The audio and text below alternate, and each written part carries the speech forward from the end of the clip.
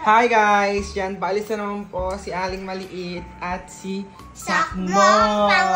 Si Hana, hindi kasama? Hindi kasama. Saan kayo pupunta, Sakmo? Sa Matabungkay. Matabungkay. Nakapunta ka na ba na Aling Maliit sa Matabungkay? Hindi pa. First time pupunta? Mag-swimming ka?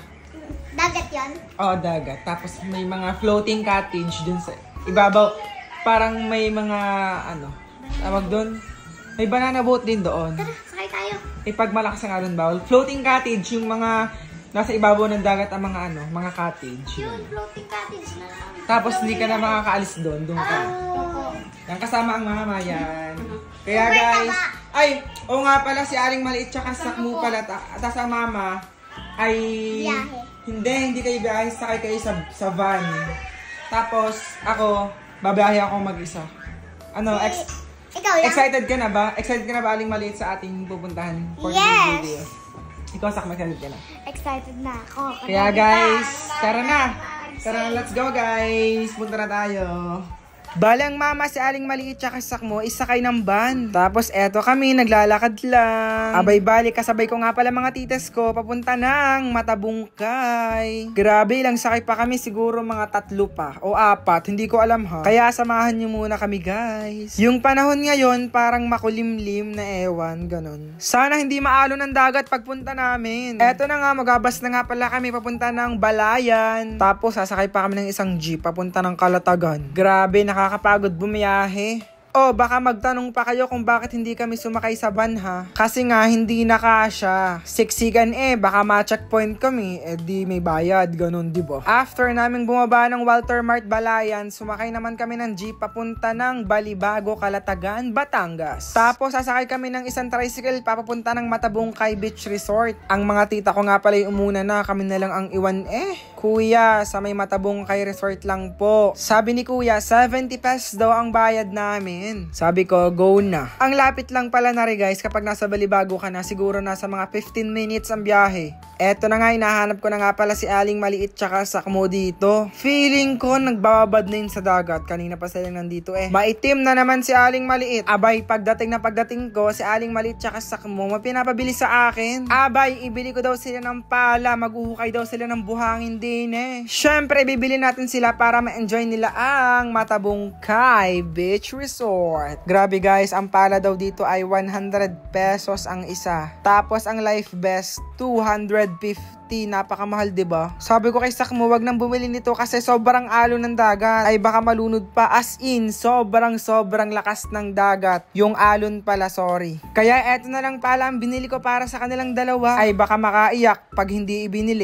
Tingnan nyo naman ang dagat guys, kung gaano kalakas ang alon. May nakikita rin ako nagso-surfing dito. Tapos may banana boat. Ayan sila Aling Maliit tsaka Sakmo, naglalaro lang sa dalampasigan. Ang ginagawa nila, parang nagpapahabol sila sa alon.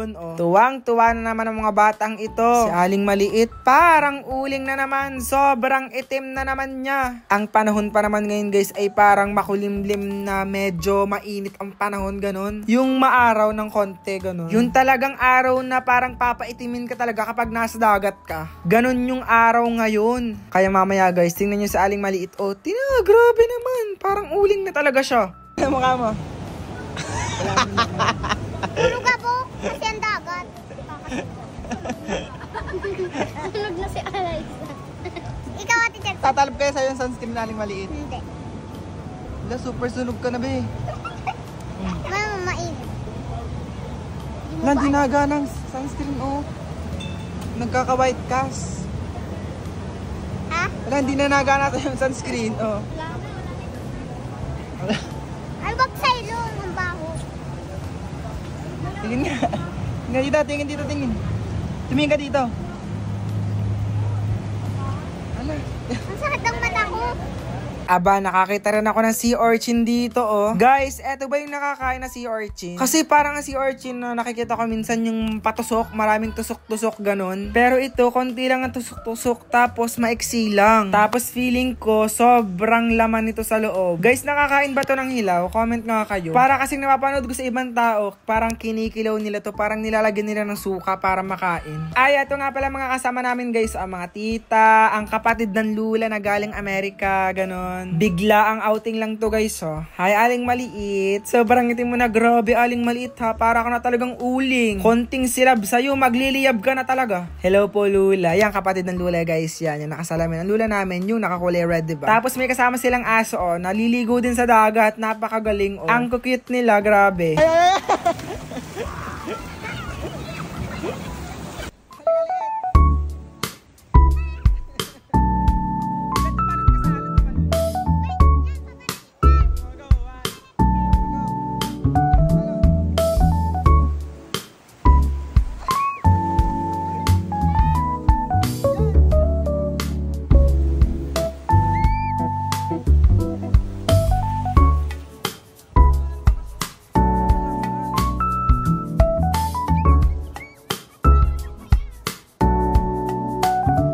Guys, ang ginagawa nila Aling Maliit tsaka Sakmo, natalon sila sa may alon. Grabe, pagkakalakas ng alon, kahit ganong alon lang, dalang-dala sa Aling Maliit, oh. Kayo ba guys, nakapunta na rin ba kayo sa may sa may Matabungkay Beach Resort? Yung may mga floating cottages, ganon. Nag-enjoy din ba kayo dito? Comment nga kayo kung nakapunta na kayo. Katang. Ano yun? Ano yan? Ano? Ano yun? Nakapasok. Dito.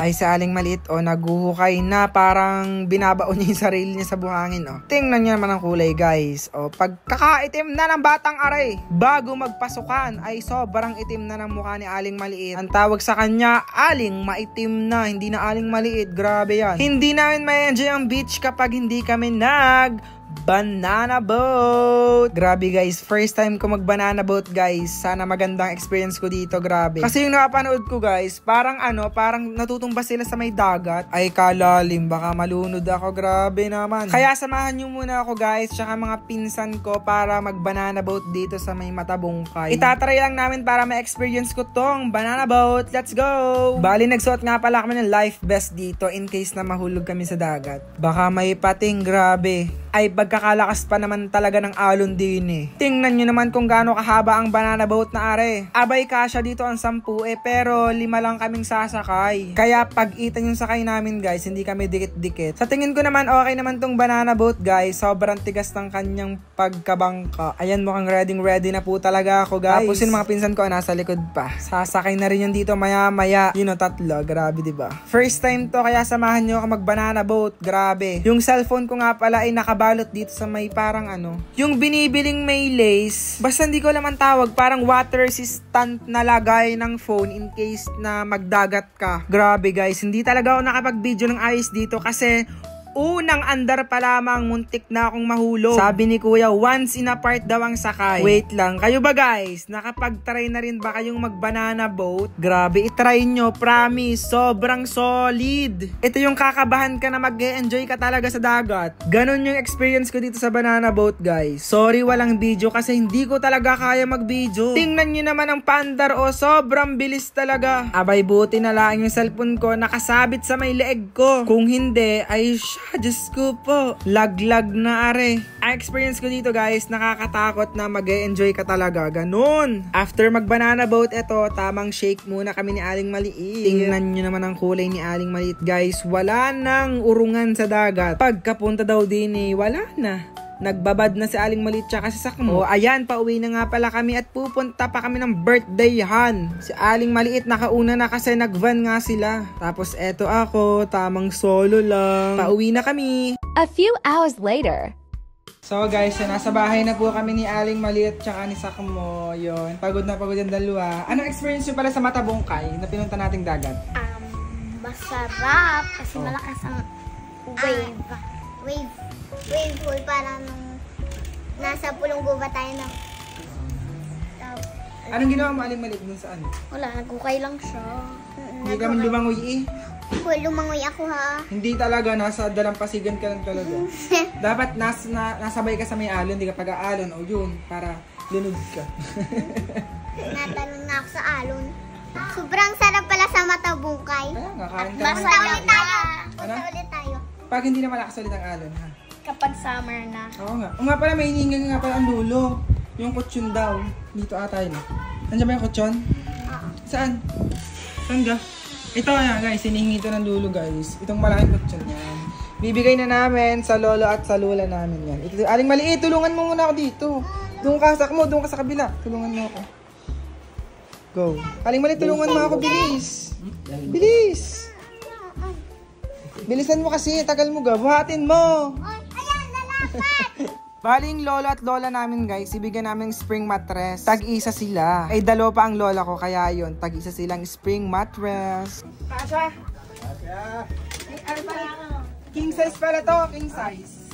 Ito ang pinakamalaki. Lagay mo muna, lagay mo muna. Yan mo yung paris mo na lang. Saan? Bigat. Eh, ang laki, kasha na. Kasya yan dito. Hindi pala kasha ang binili kong cover lo. Oo. Ari pala yung king size. Iba pala ang queen tsaka king size. Hindi kasha, tinaray ko kayo. Pero kung ano pa, sa pindyan Yung malaki? Pumot. Oo, Parang pindyan. yung sa. Ayun guys, sabigay natin sa lulo. Yun lang. Tara na. Kasha naman daw sa kwarto ng mga lulo. Oh. Malambot ang higa nila. Hala, ano gayon Aling Maliit ang labi mo? Ay, guys, sinan nyo ang labi ni Aling Maliit, oh. Kuya! For the pula ng labi. Oh. Oh. Ma, yung kutsyon binigay na namin na sa lulo. Kanina. Binigay nyo na? Oo. Sobrang laki na yon, king size pala yon. Sobrang laki. Di ka Aling Maliit kanina, di ka? Yan, lambat. Sa Aling Maliit, di ako tinulungan, ma. Kaya pala di ako tinulungan, ay maliligo. At pupunta ng birthdayhan ngayon. After mag-swimming, for the birthday, ano? Ang puti ni Aling Maliit, di ka ma? Ayo.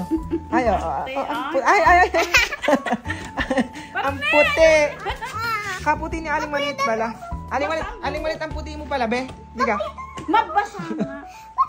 Hindi pwede. Paano? Ay, takot sa ng ilong. Tangos ang ilong mo. Ay. Side view. Side view. Ay. So guys, eto, after ng swimming, diretso sa birthday-han. Yan, kasama ang mama, yan. Kasama ang pamangkin ni Aling Maliit. Aling Maliit, oh. Ganda ni Aling Maliit, oh. Ay, ganda. Oh, pak. Ayan, hindi na bunso si Aling Maliit. Okay lang. Bakit? Ate naman. Oh, pangit naman. Kahit ate. Oh. Matangos naman. Ay, hindi ha, oh. Bunso na si Jace, oh. May bunso ng bagong mama, oh. Ate mo ako. Ay, ate mo gayon, ate. Sino, pangit. Oh. Ano sabi mo? Ano sabi mo? Pangit? Oh, ingit daw. Ingit. Pangit. Oh. Ang dami naming pinuntahan ngayong araw, guys. Ang mama si Aling Maliit tsaka Sakmo, wala nang kabubusugan. Wala na rin kapaguran. Pero mukhang enjoy naman sila. Kaya guys, hanggang dito na lang kami. Yun lang. Bye-bye!